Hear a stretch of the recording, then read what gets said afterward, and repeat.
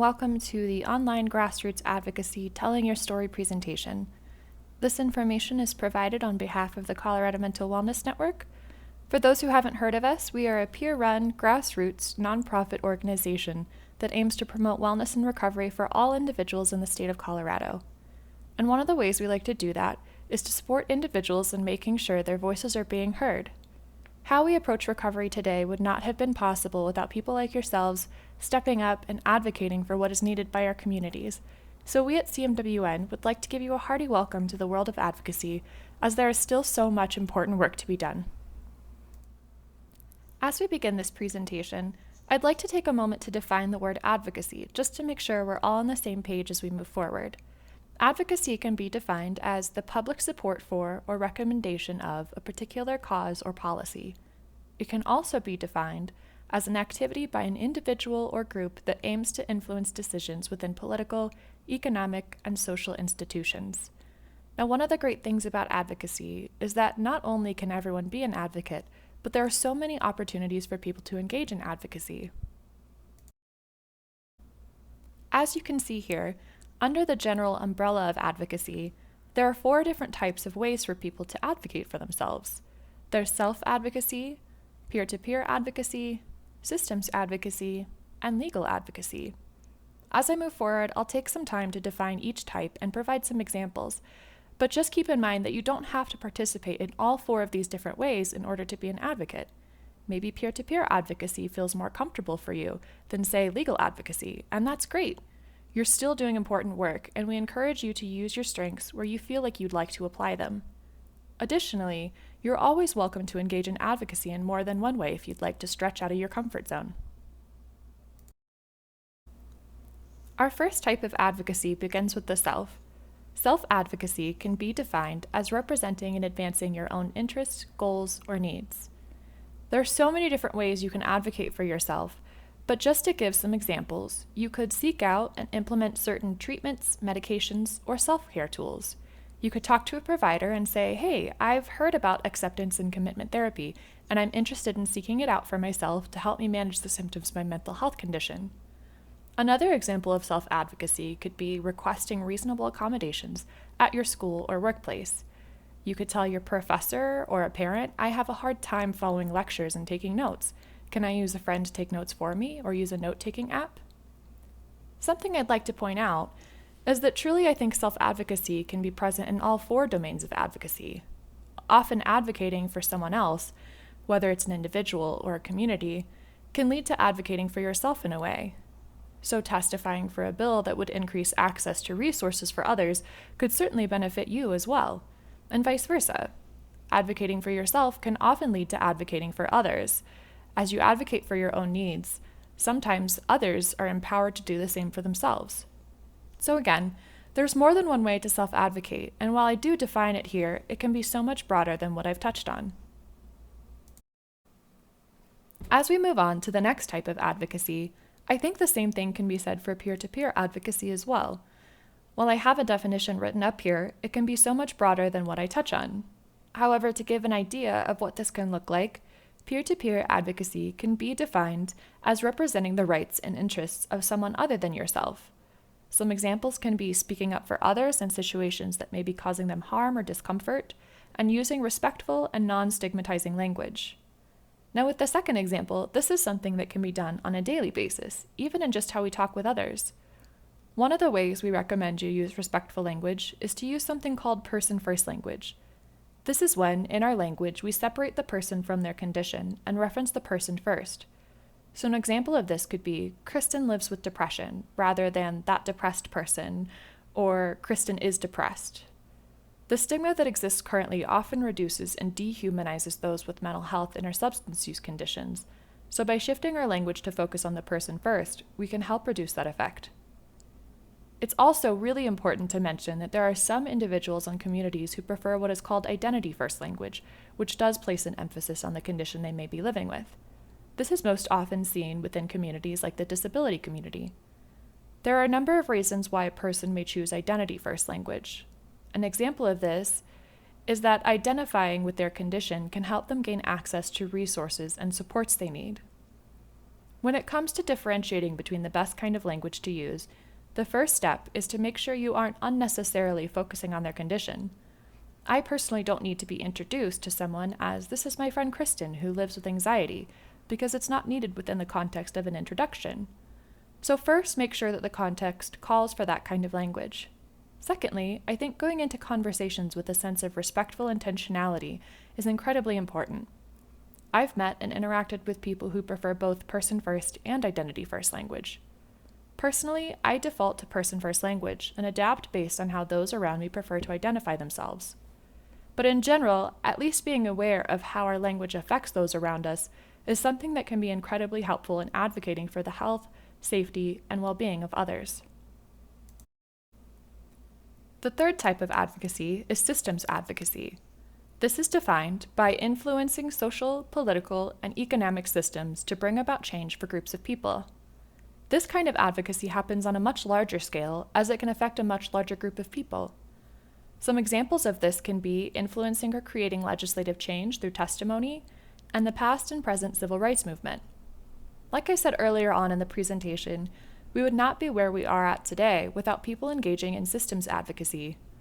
How people receive mental health care today is entirely due to the peer movement that occurred in the 1970s, where those experiencing mental health and substance use conditions used their lived experience to influence legislation and policy at both national and state levels in order to shape the mental health care system into something that is more representative of what individuals need in their care.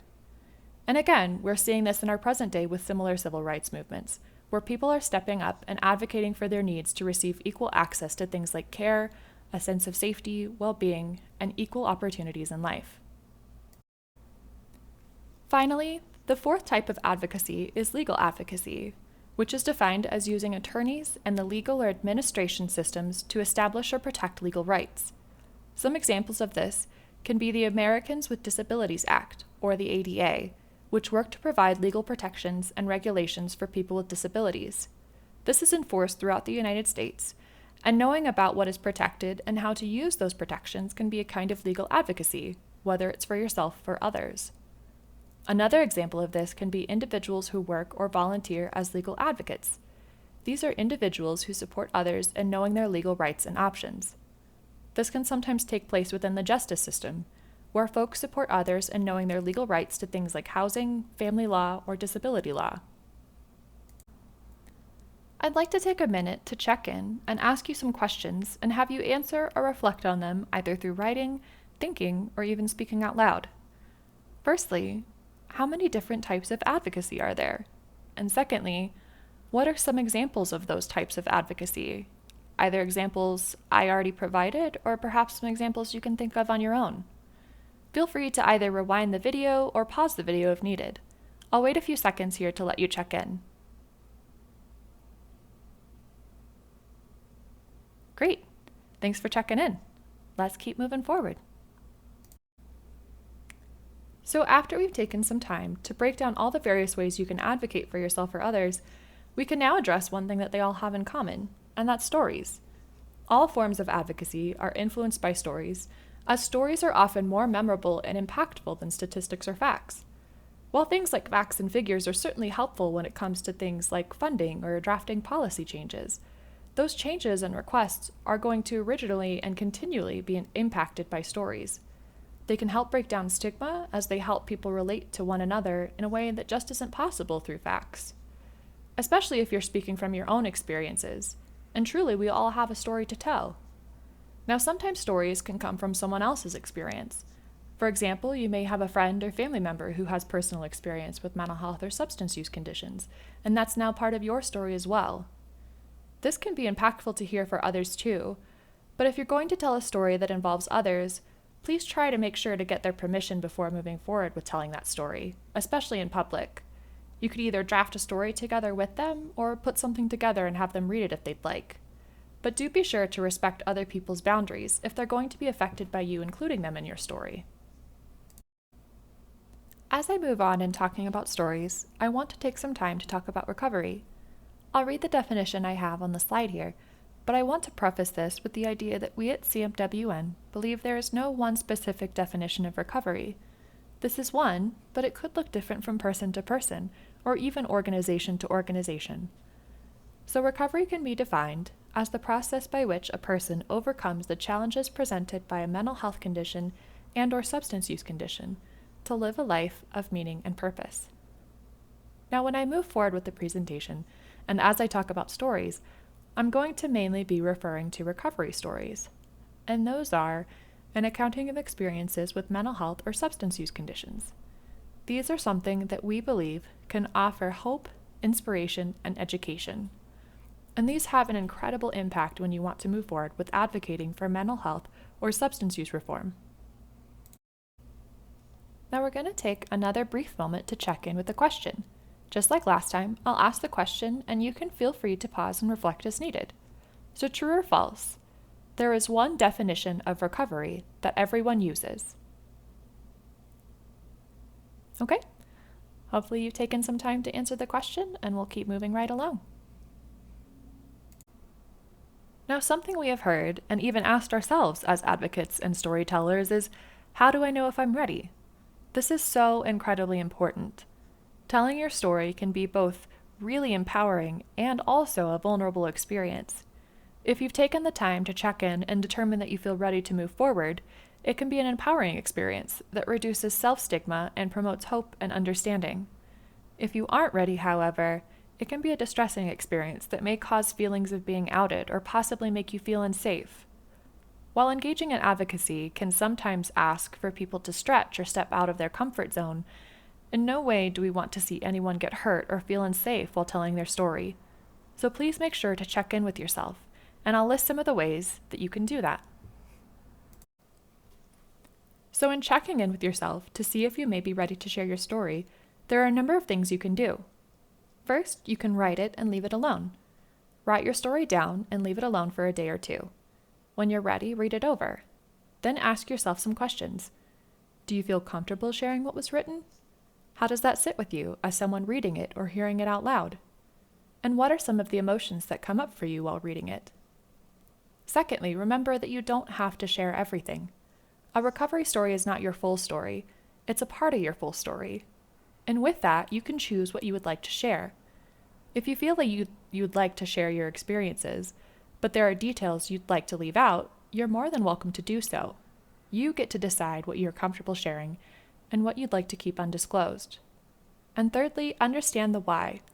In telling your story, you can offer insight and hope to others who may be working through similar struggles. Try to reflect on what inspired you to write your story in the first place, or what you may be advocating for. Additionally, keep in mind that you can't recover for someone else or tell them how to do it, as much as we may hope to do so. You can only share your experience with others and advocate for a sense of hope or change. Now, when it comes to writing your story, we've put together a list of questions that can help you get started. As you answer one or maybe all of them, you may see your story being put together on its own. Feel free, even now, as I read through these questions, to take some pause and either reflect on your own or write down some answers to these questions. First, what were some of the early indications that you were beginning to have difficulties? How would you briefly describe yourself and your situation when you were at your worst? What services did you receive, and how helpful were those services? What helped you move from where you were to where you are now? What did others do to let you know they cared? What have you had to overcome to get to where you are today? What have you learned about yourself as a result of your journey? What are some of the strengths you've developed? And finally, what are some of the things you do to keep you on your path? Again, you don't have to answer all of these, but hopefully looking through some of these, you get a sense of how to put your own recovery story together. If you are writing a story based on your experience with others, and of course, maybe have their permission or respect their boundaries, you can change some of those questions to reflect on what you've observed and the struggles they went through and the resulting strengths they've developed. There are also some other important things to consider when putting your story together as well. Once you've determined you're ready to advocate for a cause or tell your story, take some time to research what information is already out there. Is there any information or resources that can assist you? You may find information you want to include in your story if you'd like to educate folks on a certain topic. Or there may be other groups out there that are willing to assist you in your advocacy efforts. Additionally, if you would like to share your story somewhere, take some time to research how you will share it. How will audiences be interacting with your story? Will they read it? Will they hear it? The way in which your story is presented can greatly affect how people engage with it, so knowing ahead of time whether you'll be speaking or having your story read silently can impact how you put it together. Now let's say you have your story ready to go, or perhaps you know of a way you'd like to advocate for yourself. Something we recommend to do is to put together an action plan. SMART goals can be a helpful tool for action plans. SMART goals stand for specific, measurable, achievable, realistic, and timely. For example, if you'd like to share your story through legislative means, specific is a way you could start. I'd like to share my story through legislative testimony. For measurable, I'll know when I've achieved it after sharing my story through virtual means. Getting to achievable, I'll be able to testify virtually by borrowing my friend's laptop to testify via Zoom. For realistic, I'll testify at the state level, as it is easier for me to take part in. And lastly, timely. The bill is having testimonies read at this date and time. I'd like to share my story then. In your action plan, you can also include other like-minded individuals who can support you through the process. Then, of course, you can move forward and carry out your action plan. Something incredibly helpful that we recommend to others is also to document your efforts. Whether advocating for yourself or others, you should try to keep written or typed record of what you've done and how it's gone so far. That way, you can not only keep track of your accomplishments, but you can also use it to circle back if you didn't originally find success. You can either regroup and figure out how to move forward, or you can even reach back out to folks you maybe didn't hear back from and remind them of what you're trying to do. Advocating can sometimes be a process, so we want to encourage you to take all the steps you can to ensure you find success and have your voice heard. Now, whether you're sharing your story through verbal or written means, you want to make sure your presentation reaches others and that you feel comfortable doing so. Here are some quick tips on presenting your story. Firstly, speak plainly. Remember that this is a personal story. Although it might be used for policy, try to avoid using jargon or legal terms that may alienate your audience. Avoid complicated policy language and tell your story with clear, everyday language. If you do want to use certain kinds of language, like for instance even the word recovery, try to give a quick definition of that word so you can ensure everyone is on the same page. Secondly, make your story emotional and factual. An effective and authentic story is a true story. It's important for your story to have heart and demonstrate what makes you feel, especially when wanting to connect with your audience. However, you don't want to use so much emotion that it's hard for you to get through telling your story out loud, or lose what you're trying to communicate with others. Next, keep it short. It can sometimes be difficult to keep an audience's attention, especially with the fast-paced environment we find in ourselves today. Aim for 3 minutes for legislative testimony, as that is often all the time you'll get, and no more than 8 to 10 minutes for presentations outside of legislation. And finally, practice. Make sure you know exactly what you're going to say and stick to it. This can help avoid becoming overly emotional, getting off topic, or possibly running longer than the allotted time you have provided. It may seem obvious, but I promise you'll appreciate the preparation you've given yourself when you practice. It is once again time for another check-in. Again, I'll read these questions out loud, and you can take some time to pause and reflect on these as you go. First, what is something you can do to determine whether or not you're ready to share your story? Next, what is one question you can ask yourself to help you put together your story? And lastly, how long should you aim to make your story?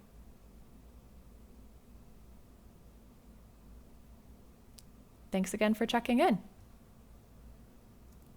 Now, earlier I mentioned that in legislative testimony, you're usually only allotted 3 minutes to advocate for yourself and tell your story.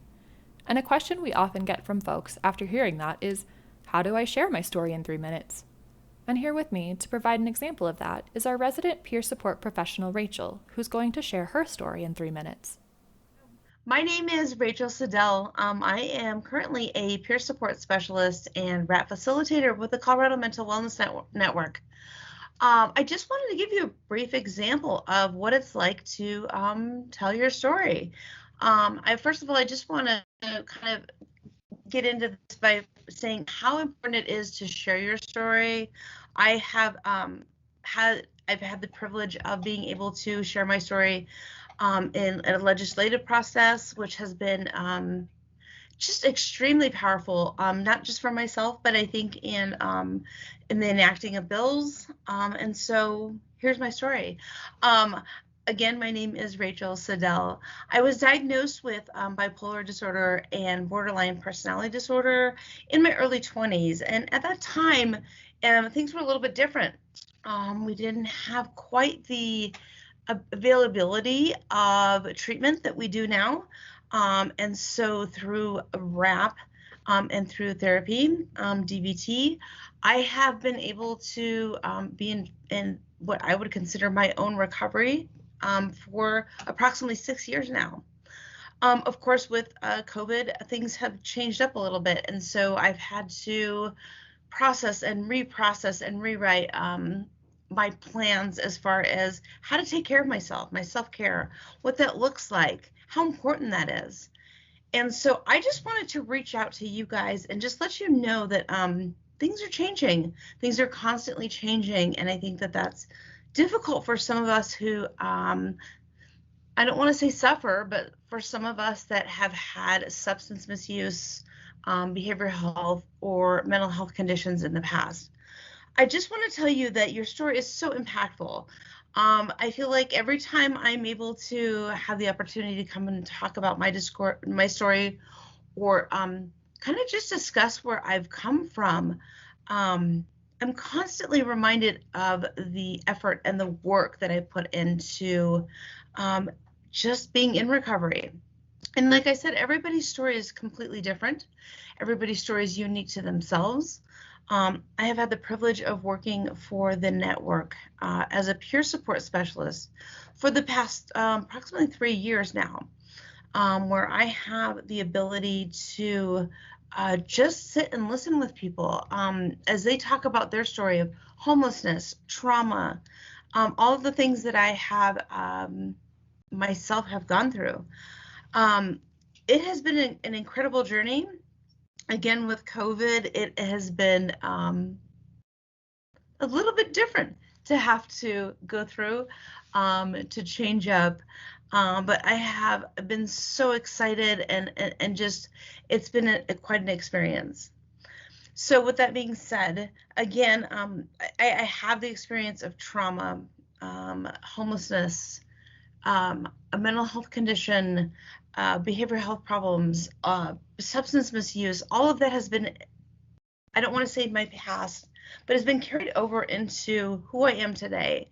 My recovery journey has been unique. Again, like I said, it's unique to every individual. I would just encourage everybody to really just embrace who they are, where they've come from, whether that looks like a relapse or that just it looks like tumultuous times because of the times that we are living in. And I would love for everybody to take the opportunity to just look at who they are. The things that we've gone through have molded us into who we are today and have transformed us into what and who we can afford and give to the future. And so I'm very fortunate, and I appreciate everybody's time just listening to what I have to say about myself. And I look forward to hearing some of your stories, and I encourage you and hope that moving into the future and moving into your own recovery, whatever that looks like, looks golden and bright to you. Thank you so much, Rachel, for speaking and advocating on just how impactful your story can be, especially in such a short amount of time. And speaking of advocacy examples, I wanted to take some time to talk about House Bill 19-1044. This was a bill that was signed into law by Governor Polis in 2019 that focused on psychiatric advance directives. A psychiatric advance directive, or PAD, is a legal form that allows people to refuse or give consent to future psychiatric treatment. If you're interested in learning more about PADs, please feel free to check out coloradopad.org. This is a great way to engage in self-advocacy, as PADs can provide individuals with an active voice in their psychiatric treatment. It can also be a great way to engage in peer-to-peer and legal advocacy, as people like peer support professionals can help individuals set up a PAD as a legal document that can be accessed by their providers. And finally, this is a wonderful example of systems advocacy as well. The Colorado Mental Wellness Network, Mental Health Colorado, and a number of other individuals provided impactful testimonies that eventually led this bill to sign into law in the state of Colorado. Many of those individuals who helped this bill get signed into law are pictured here, and we're super grateful for all the hard work they've put forth to help create this groundbreaking legislation.